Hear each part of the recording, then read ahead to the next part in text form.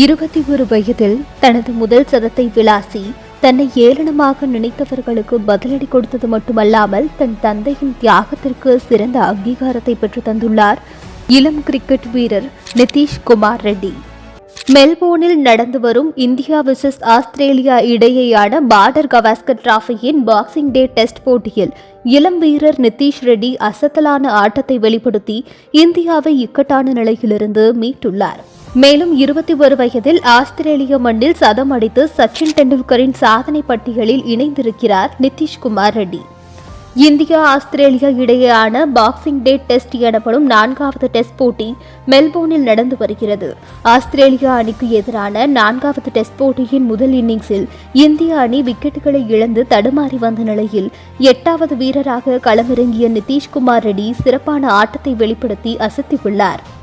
ஆஸ்திரேலியாவை விட கிட்டத்தட்ட 245 ரன்கள் இந்திய அணி பின்தங்கியிருந்த நிலையில் நிதிஷ்குமார் ரெட்டியும் வாஷிங்டன் சுந்தரும் ஜோடி சேர்ந்து பொறுப்பாக விளையாடினார்கள்.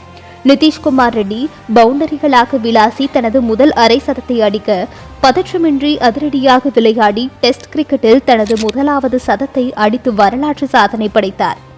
170 பந்துகளை எதிர்கொண்ட அவர் 10 பவுண்டரி ஒரு சிக்ஸருடன் தனது கன்னி சதத்தை விளாசினார்.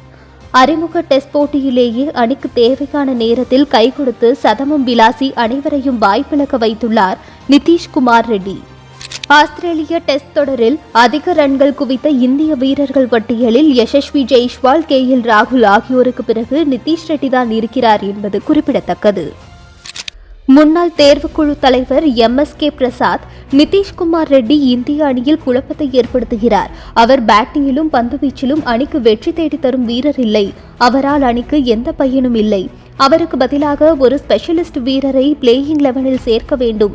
சுமன் கில்லை அவருக்கு பதிலாக ஆட வைத்திருக்கலாம் என கூறியிருந்தார். இந்த நிலையில் 4வது டெஸ்ட் போட்டியில் 8ஆம் வரிசையில் இறங்கி நிதிஷ்குமார் ரெட்டி சதம் அடித்து இந்த தொடரில் இந்திய பேட்ஸ்மேன்களிலேயே அதிக ரன் குவித்த வீரராக மாறியிருக்கிறார். இதன் மூலம் நிதிஷ்குமார் ரெட்டி தனது பேட்டிங்கால் MSK பிரசாத்துக்கு சம்மட்டி அடி கொடுத்திருக்கிறார். இது பற்றி சமூக வலைதளங்களில் பலரும் MSK பிரசாத்தை விமர்சித்து வருகின்றனர். நிதிஷ்குமார் ரெட்டி சதம் அடித்த போது மைதானத்தில் இருந்த ஒட்டுமொத்த இந்திய ரசிகர்கள், அதிலும் குறிப்பாக அவருடைய அப்பா சந்தோஷத்தின் எல்லைக்கே சென்று கண்கலங்கி கதறி அழுதார். அவர் இவ்வளவு சந்தோஷத்தை வெளிப்படுத்த காரணம் என்ன என்பதை விரிவாக பார்க்கலாம். நிதிஷ்குமார் ரெட்டியின் சிறுவயது பயிற்சியாளர் குமாரசுவாமி அவரை 6 வயதிலிருந்து அறிவதாக கூறுகிறார். நிதிஷின் வெற்றிக்கு பின்னால் அவரது தந்தை முத்தியால ரெட்டியின் கடின உழைப்பும் முக்கிய காரணமாக இருப்பதாக அவர் பாராட்டுகிறார். ஒவ்வொருவரும் தங்கள் வாழ்க்கையில் ஹீரோவாக விரும்புவார்கள். ஆனால் நிதிஷின் வாழ்க்கையில் உண்மையான ஹீரோ அவரது தந்தை ஆவார் என்று குமாரசுவாமி தெரிவித்துள்ளார். அவரின் தந்தையின் உழைப்பே நிதிஷுக்கு ஏதாவது சாதிக்க வேண்டும் என்ற உந்துதலை அளித்தது. அவரின் தந்தை எதற்கெல்லாம் உட்பட்டாரோ அதை நிதிஷ் நேரடியாக பார்த்திருக்கிறார். குறிப்பாக வேலை செய்யாமல் நேரத்தை வீணடிக்கிறார் என்ற குடும்பத்தினரின் பல விமர்சனத்தையும் அவர் பார்த்திருக்கிறார்.